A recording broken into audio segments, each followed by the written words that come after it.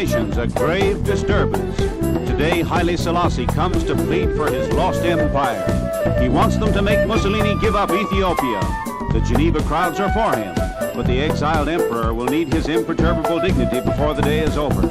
British Foreign Minister Eden, Soviet delegate Litvinov on the left, and French Premier Blum and all the statesmen, instead of helping Haile Selassie, have decided to lift the sanctions against Italy. The introduction of the emperor in English. His Majesty Negus Haile Selassie. I call upon the first delegate of Ethiopia.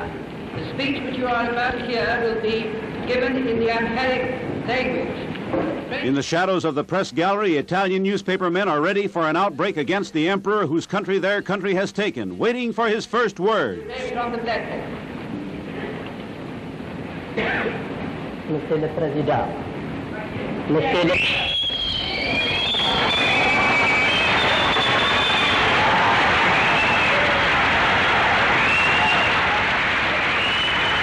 Trying to quell the disturbance, lights turned out.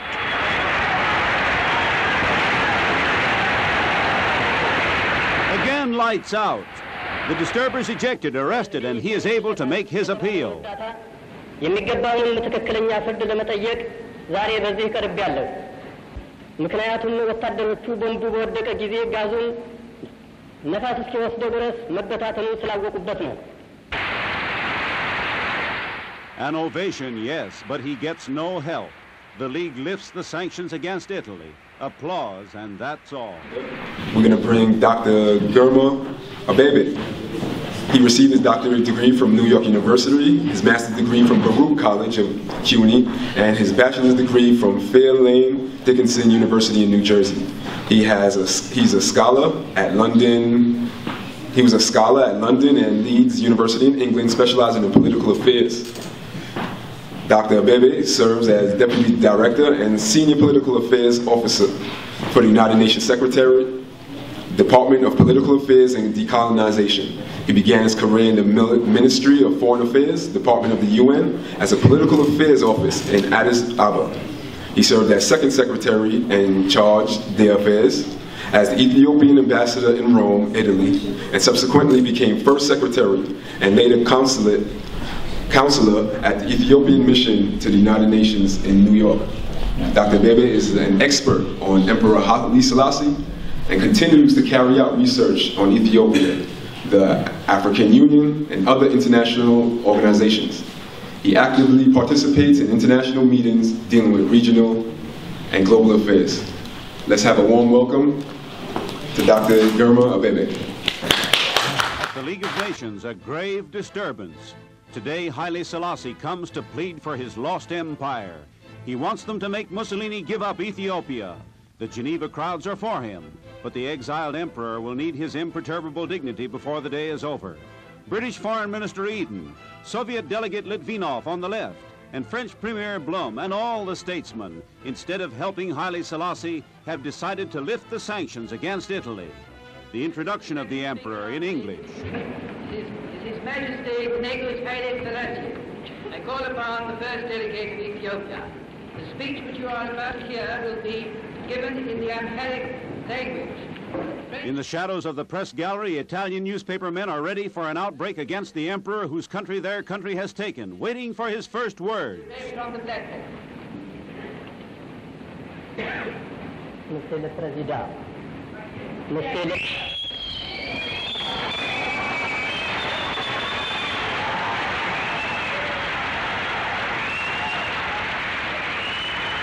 Trying to quell the disturbance, lights turned out.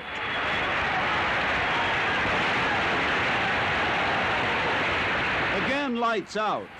The disturbers ejected, arrested, and he is able to make his appeal. የሚገባውን ትክክለኛ ፍርድ ለመጠየቅ ዛሬ በዚህ ቀርቤያለሁ። ምክንያቱም ወታደሮቹ ቦምቡ በወደቀ ጊዜ ጋዙን ነፋስ እስኪወስደው ድረስ መበታተኑን ስላወቁበት ነው። An ovation, yes, but he gets no help. The League lifts the sanctions against Italy. Applause, and that's all. Ladies and gentlemen, I sincerely thank the United Nations and Global Affairs Committee for inviting me to speak on this important occasion, marking the memorable 70th anniversary of the United Nations. For me, in particular, it is a momentous day, since I have devoted almost my entire career life serving as the organization's headquarters in New York City, only 7 blocks from here. The organization turned 70 yesterday, earning respect by all for its seniority, by the act of God. The 70 years old United Nations is my life, as I am sure it is also yours. To go back a bit first, the League of Nations appeared in Paris in 1920. It was an international framework that all wanted to see. In its novel covenant, the high parties had agreed to promote international cooperation and active international peace and security. My own country, Ethiopia, joined the All League of Nations on September 28, 1923, when filled with intense joy and fierce exultation. The chief delegate at Geneva welcomed his nation's admission to the League of Nations with the following words. He said, Ethiopia can already boast a glorious past and a brilliant civilization, but she realizes clearly that she must make an earnest effort if she is to reap all the benefits of modern organization, he said. Our government is happy to be able to count on the solidarity of all the nations of the world in the fulfillment of this task, the delegate said. The Ethiopian delegate spoke with gratification about his nation's admission to the League, for since the foundation of the organization resembled only a confused bird without wings. But it is not the covenant or its principle enshrined in it that had failed, but it is the nations who had abused it or betrayed it that failed. At the League's creation, the United States Senate and therefore the government decided not to belong to it. Japan withdrew from it when the League challenged its invasion of Manchuria. Germany abandoned it when Adolf Hitler contemplated expansion in Europe. Italy withdrew from it when the League thought to impose sanctions against it because of Mussolini's invasion of Ethiopia. The USSR announced that it was no longer a member when it was accused of aggression against Finland. Worst of all, those key members inside the League had played unbelievable political risks. During the League's lawless dust storm period, on June 30, 1936, Emperor Haile Selassie of Ethiopia appeared before the League and put forward the following prophetic words. I pray, he said, to Almighty God, that he may spare nations the terrible sufferings that have just been inflicted on my people. He said, I ask the 52 nations who have given the Ethiopian people a promise to help them in their resistance to the aggressor. What are they willing to do for Ethiopia? What are they willing to do for Ethiopia, he said. Representatives of the world, I have come to Geneva, he said, to discharge in your midst the most painful of the duties of the head of state. What reply shall I have to take back to my people, he said. Shortly afterwards, in the late 1930s, when World War II intensified, all those governments who had chosen not to listen to Emperor Haile Selassie, his proposal, who said, it is us today, it will be tomorrow, you tomorrow, they admitted that they had made unforgivable mistakes when they ignored the emperor's far-sighted observations. Approximately 75 million people died in the devastating World War II, including some 20 million military personnel and 40 million civilians.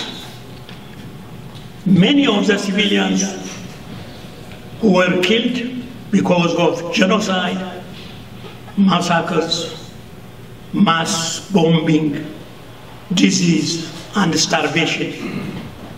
Eventually, Ethiopia's warning that said those nations that seek peace without justice would ultimately find neither peace nor justice became plain true. The League was proclaimed a failure and declared dead by its member nations at its own headquarters in Geneva, Switzerland in 1946. A year after the new United Nations was established, and historians and scholars have prescribed by thorough research work that it was not the covenant or the principles enshrined in it that had been found wanting, for it was the nations which had neglected them. It was the governments which had abandoned them. The United Nations replaced the League of Nations in 1945, when the former handed down to generations a charter which in its preamble threw in words never allowed before. We, the peoples of the United Nations, it said, and then announced that it was created to save succeeding generations from the scourge of war and to reaffirm faith in fundamental human rights, in the dignity and worth of the human person, in the equal rights of men and women, and nations large and small. The role of the United Nations has many aspects. Maintaining peace and security outdistances all its activities. Many world leaders have submitted historic words in the United Nations, in extensive speeches made in the organization's General Assembly. I myself was fortunate to have been able to witness personally gallant speakers in the United Nations, such as Emperor Haile Selassie of Ethiopia, and President John F. Kennedy of the United States of America, President Nelson Mandela of South Africa, Mr. Dag Hammarskjöld of Sweden in his capacity as Secretary General of the United Nations, and most recently, the Holy Father, Pope Francis, addressed the United Nations General Assembly. It is a terrific experience and a lifetime dream. 70 years following the establishment of the United Nations, peacekeeping has become bigger and costlier today than ever, and confronting an identity crisis. President John F. Kennedy had already raised the matter when he addressed the United Nations General Assembly in September 1961. He advised all members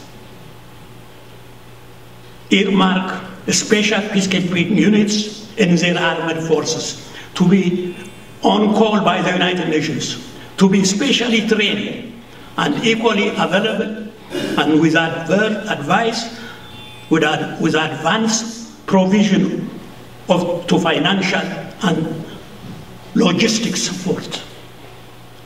That's what President Kennedy had said.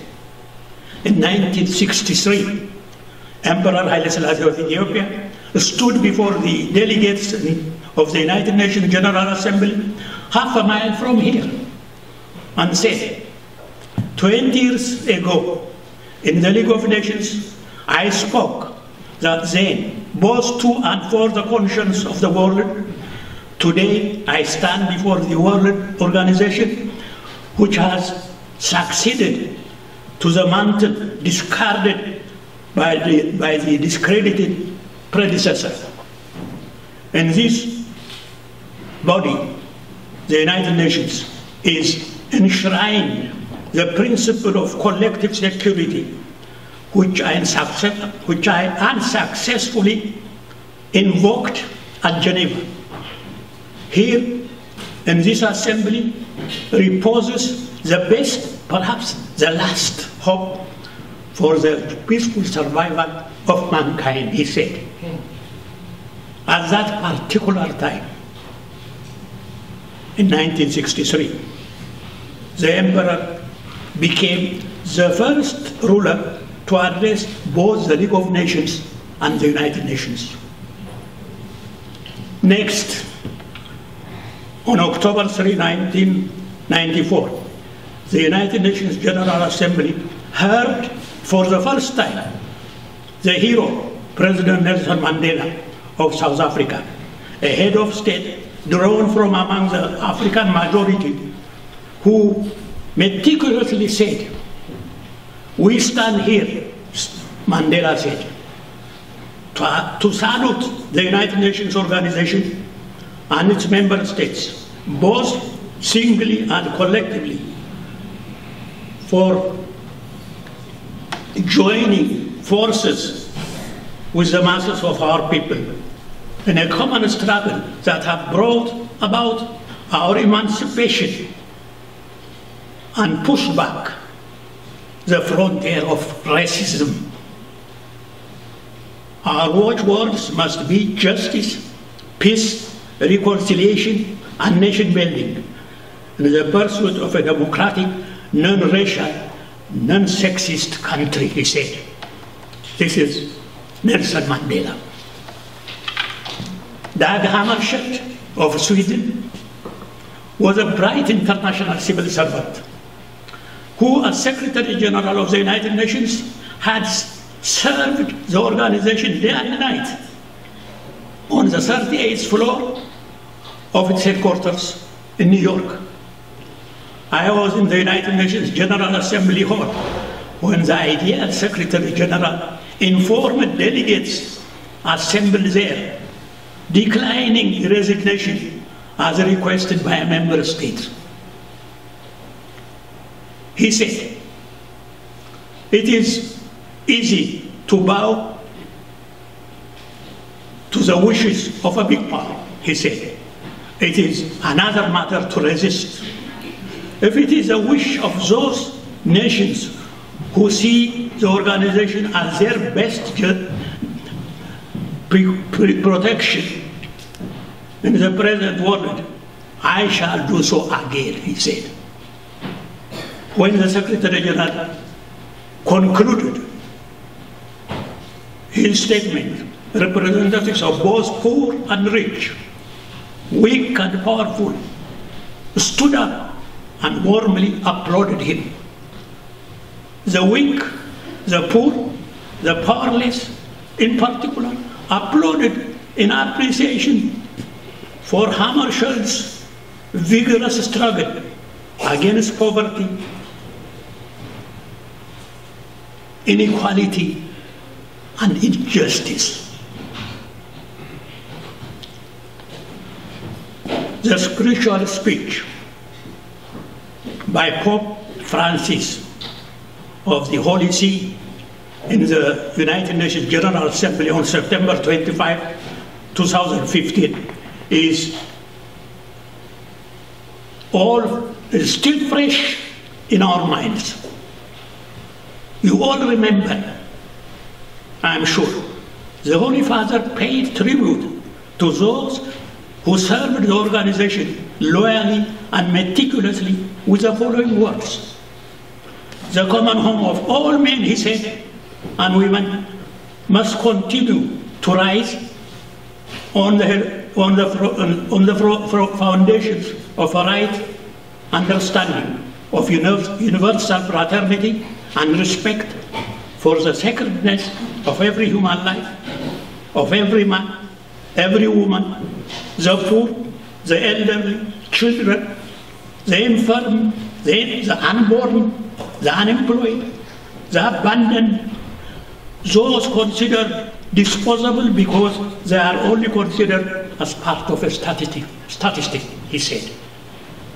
The Pope then paid tribute to those United Nations men and women who gave their lives for humanitarian cause of peace and security.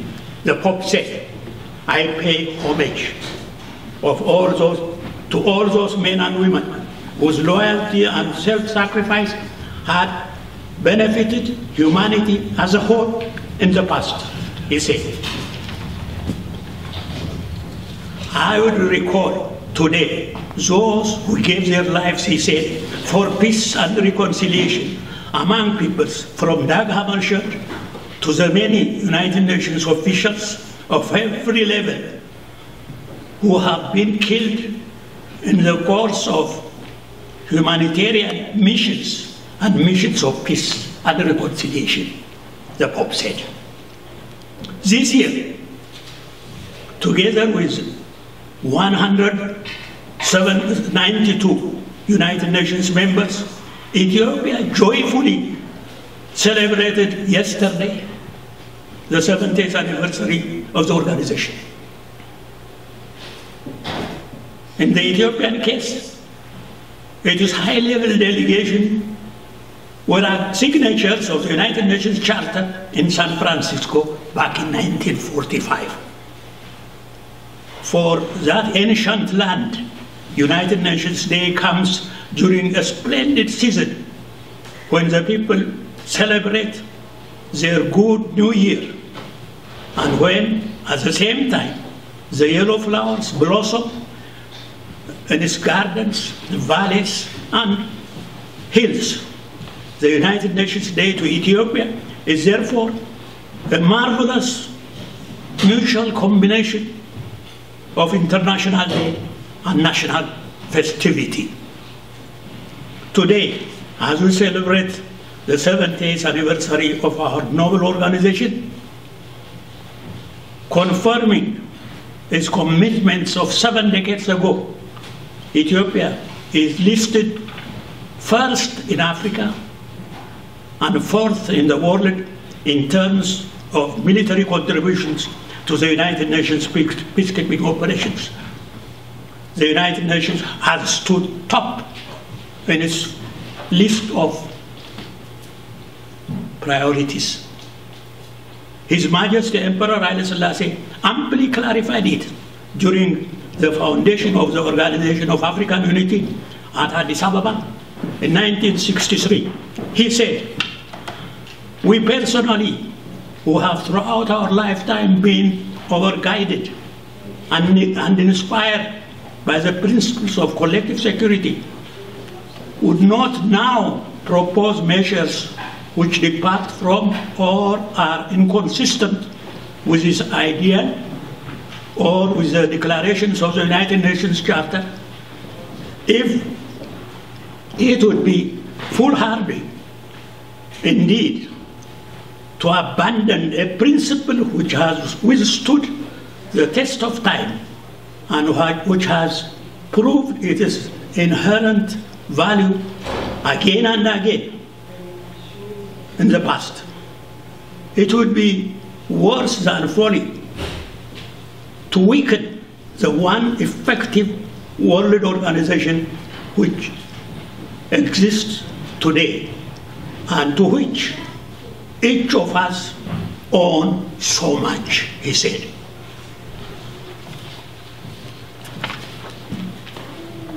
The prominent founding fathers of African unity that had addressed the Addis Ababa inaugural session of their continental organization unanimously agreed that their struggle for joint life had become eminent aspiration common to all their peoples. At the same time, unfailingly, they admired and saluted the superior United Nations. On the distinctive role of international organization, Emperor Haile Selassie expressed himself succinctly at the Addis Ababa African Head of State Conference in 1963.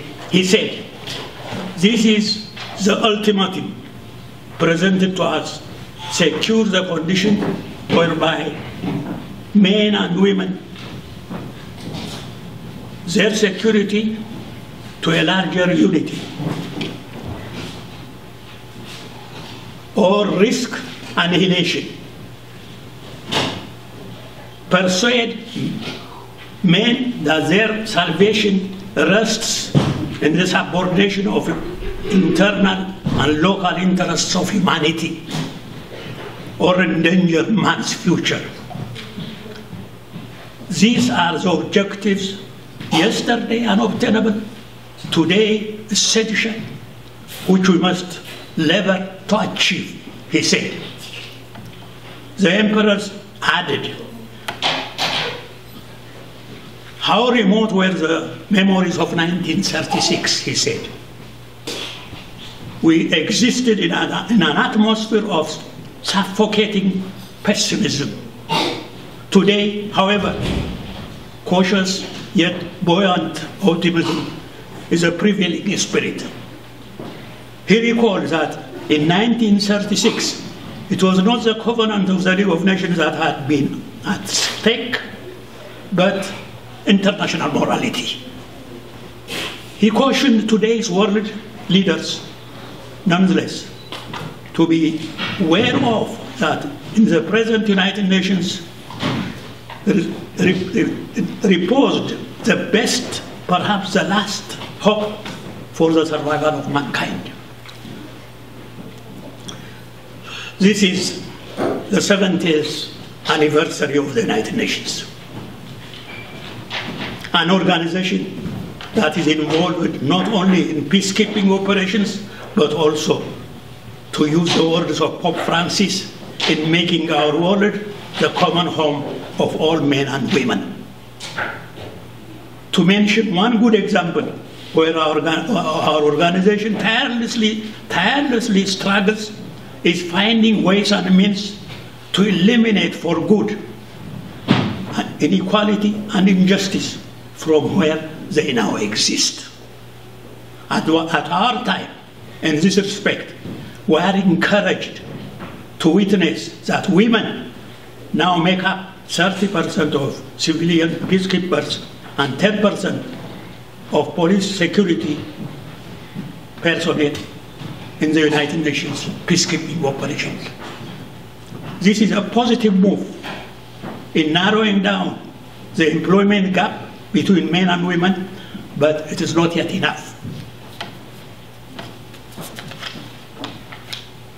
The Honorable Ban Ki-moon, the present Secretary General of our organization, said this month, the United Nations works for the entire human family of 7 billion people and cares for the earth, our one and only home. It is in emphasizing the historic adoption of the Sustainable Development Goals, he thought that it was a long-standing truth. There will be no peace without development, he said, and no development without peace, and neither without respect for human rights.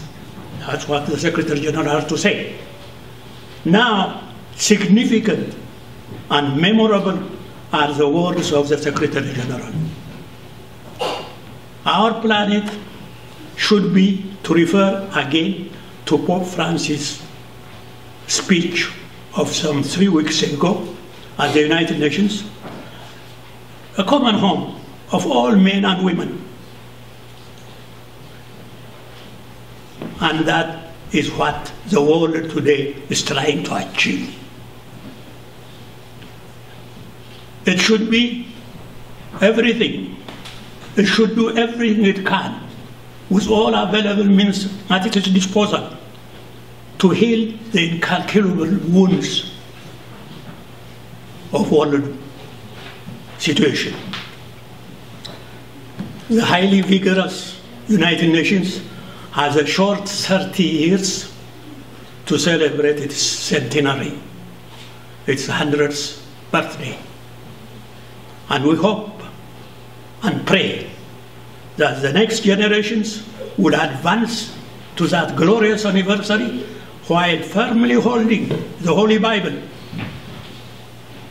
that in Isaiah proclaims, "Come now, let us reason together. Come now, let's reason together." And that advises in it from unity found in a relationship marked by commitment to one another and common goals. I thank you very, very much for listening to me. Thank you. Thank you very much. Well, it's wonderful to have you all here. Dr. Lord and myself and Nation to Nation have been working together for many years. We have like-minded and we really focused on not only sustainable development but beyond sustainable. And personally, my passion is Ethiopia, and I admire, appreciate what the emperor did during my time. I grew up in peace. I went to school in peace, and I had a very peaceful early childhood. So I carried that with me to the United States, and I'm still standing, and I'm still focusing, and I'm still admiring what he did for my beloved country, Ethiopia. I think what makes me feel more important personally is not to be colonized, you know, that mentality, when I see my sisters and brothers from other parts of Africa, I feel it, what it means to be under colony, when your religion is stripped, when your language is stripped, when your culture is stripped. Can you imagine Ethiopians being colonized with all this culture? It would have been a nightmare. But thank God, with our good leaders and many people, and many helpers. Of course, a lot of people from Harlem did help as well. We overcome and we maintain our freedom. But the history has to continue. The legacy has to continue. We're very, very honored to have Dr. Girma with us. He's one of our icons of our community here in New York and on the international level. The knowledge he has is incredible. It's amazing. So we're very lucky to have him. Thank you so much for coming this afternoon. I would like also to thank, I know this is supposed to be acknowledged by Dr. Lord, but I'm going to be short. Frances Vito is a good friend of mine, and she has done outstanding work with her books. Unfortunately, she brought a very few, but we'll definitely have a good book signing reception. And Faye Lord, the professor, who's been a mentor to so many African students at her university and here, the United States and United Nations. That lady is absolutely phenomenal. She's really, really wonderful. Good heart, intelligent, and excellent work. So we have a small, I think I'm going to give the podium to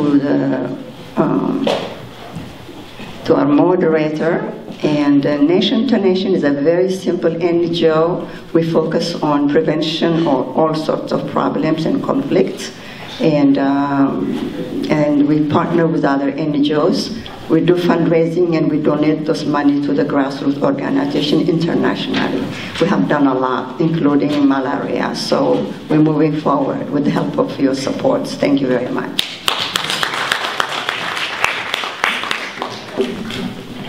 Thank you. I would love to know more about Nation to Nation, so we could talk about that afterwards.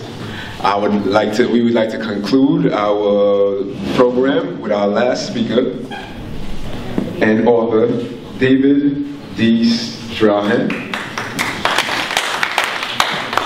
I'll let you introduce yourself. I pronounce it David D. Strahan. Thank you. I'm the author of the book that we have there called Playing the Game. We have 2 copies left, I believe. This is a story about the training of black youngsters, basically, as pair pilots. Most of my students over the years are now sitting as captains of 747s, A340s. These are children from the hood or the neighborhood, the ghetto, who were supposed to be slow and dumb, and now they're sitting in all the captain seats of many airlines. They fly all over the world. And this book is about that, and it will eventually be a film. This is a fantastic story of what has happened to these youngsters. On Tuesday, they've asked me to come here to talk at the tea hour at 2 o'clock on Tuesday right in this room. So if anyone wants to come to that, it's a wonderful experience. I just want to say a few things that have to do with longevity. You know, longevity in itself is not enough. 70 years is not enough. It's what you've done with those 70 years, where it has gone. I got a chuckle out of listening to President Kennedy talk about free nations and whatnot, and you know, Ghana, 1957 and so forth. No, those nations are not free. They have changed from colonialism to neo-colonialism. That's what's going on now. Many of them are vassal states doing the bidding of the United States and the other major imperial powers. This is a world controlled by imperial powers who run everything. And those states that don't toe the line with the United States and other imperial powers, they're going to have a hard time. And next thing you know, they're going to have a overthrow, or they call it regime change. Look at all all the places where they've had that. Now, the United States, United Nations was formed to unify the states of the world, all the various states, and peace and so forth. But has it done that? Since that time, there have been numerous wars all over the world. And most of those are generated by imperial powers that are about doing one thing: extracting the resources of all these countries throughout the world and enriching themselves at the expense of the other nations. This is not about creating freedom for people or so-called quote-unquote democracy, which doesn't exist under capitalism and imperialism. This is about making profit for some at the expense of others. So the United Nations, if it's going to do what it's supposed to do, would have to deal with all of those things that make most of the people in the world today poor. And that's the situation even in the metropole of the United States, where some of the richest billionaire people live, and at least half or near half the people are poor. So the United Nations has a lot of work to do. Thank you.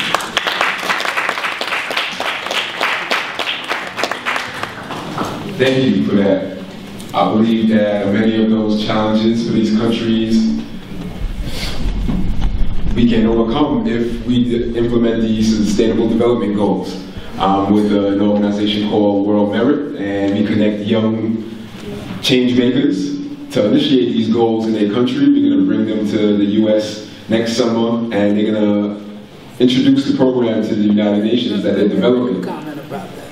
Just one comment. About the sustainable development goals? Let me just talk to you. Look, everybody needs to understand the goal on imperialism is not to eliminate poverty, no matter what the development goals say.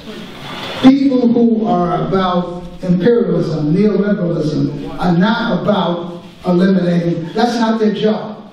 And their goal is not to create jobs for people. Their job is to make money and profit for themselves. So let's get that together. They're not out here to enrich everybody. They're there to make people poor so they can get rich.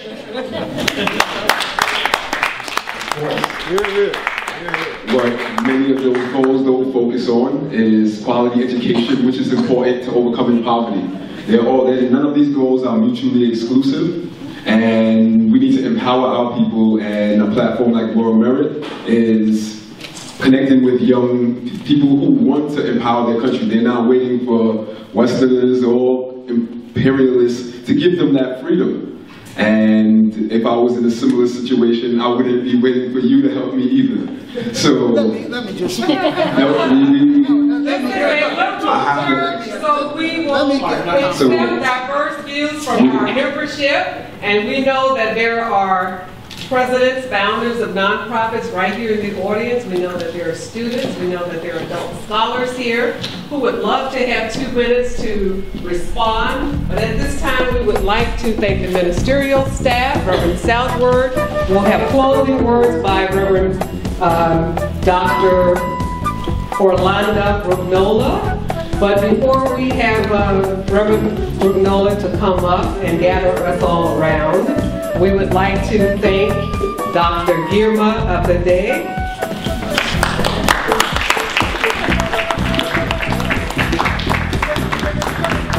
President Pieta.